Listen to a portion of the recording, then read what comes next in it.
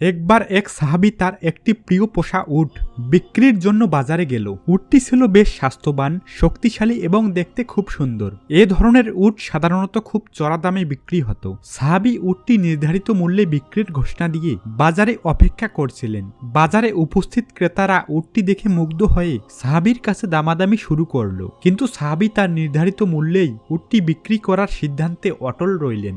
বাজারে থাকা মানুষের ভিড়ে এক ফকিরও ঘুরে বেড়াচ্ছিলেন। তার পোশাক ছেঁড়া, চেহারায় দরিদ্রের ছাপ স্পষ্ট। সে বাজারে খাবার এবং সাহায্যের আশায় এসেছিলেন। ফকিরটি যখন সাহাবীর উট দেখল, তখন তার মনে একটি চিন্তা জাগলো। সে সাহাবীর কাছে গিয়ে বিনয়ের সঙ্গে বলল, হে আল্লাহর বান্দা, আমি খুব অভাবগ্রস্ত। আপনার এই সুন্দর উটটি যদি আমাকে দেন, তবে আমি আল্লাহর পথে এটি ব্যবহার করব।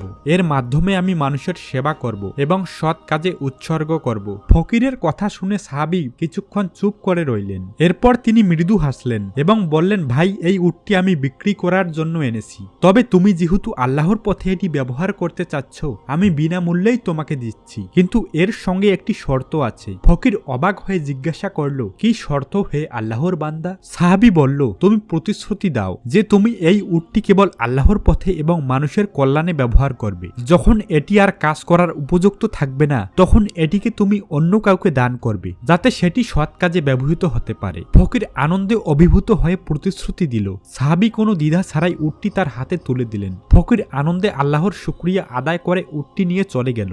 বাজারে উপস্থিত লোকরা সাহাবীর দানের এই উদারতা দেখে অবাক হয়ে গেল। তাদের অনেকেই বলল, এমন হৃদয় শুধু সত্যিকারের মুমিনদের মধ্যেই থাকে। ফকির তার প্রতিশ্রুতি অনুযায়ী উটটি মানুষের সেবায় ব্যবহার করতে লাগলো। কখনো এটি দিয়ে গরিব দুঃখীদের খাবার সরবরাহ করত, কখনো অসুস্থ ও আহত ব্যক্তিদের নিরাপদ জায়গায় নিয়ে যেত। ফকির নিজের সামর্থ্য অনুযায়ী সর্বোচ্চ চেষ্টা করতে লাগলো উটটি যেন মানুষের কল্যাণে ব্যবহৃত হয়। অনেক বছর পর যখন উটটি আর কাজ করার উপযোগী রইল না, তখন ফকির তার প্রতিশ্রুতি অনুযায়ী সেটিকে অন্য একজন দরিদ্র মানুষের হাতে তুলে দিল। সেই ব্যক্তিও উটটি তার কাজে ব্যবহার করতে শুরু করলো। এভাবে উটটি তার জীবনের শেষ দিন পর্যন্ত মানুষের সেবা করেই কাটালো। এই গল্পটি আমাদের শিক্ষা দেয়, প্রথমত এটি আমাদের জানায় যে মুমিনের হৃদয় উদার এবং আল্লাহর সন্তুষ্টির জন্য দান করতে সব সময় প্রস্তুত থাকে। দ্বিতীয়ত, দানকৃত সম্পদ সঠিক কাজে ব্যবহার করা কতটা গুরুত্বপূর্ণ তা আমরা এখান থেকে বুঝতে পারি। অবশেষে এই গল্পটি আমাদের শেখায় যে সৎ কাজে বিনিয়োগ করা সম্পদ কখনো বিফলে যায় না,